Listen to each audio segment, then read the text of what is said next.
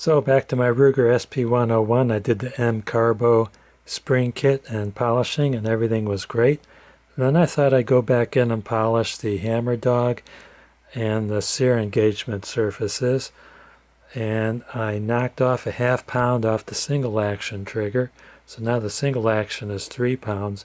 But something odd happened. There seems to be a wall on double action. And you can feel about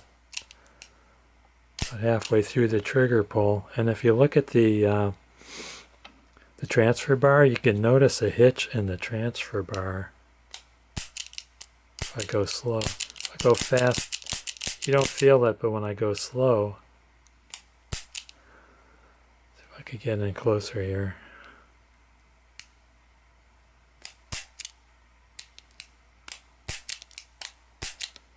You could feel it and hear it. Listen.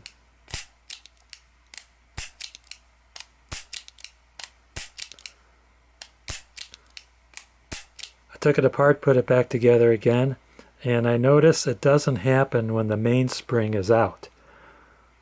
Of course, when the mainspring's out, the hammer doesn't fall forward, but it's very smooth with the mainspring out. So if any of you have any ideas what I did wrong, I'd like to hear from you.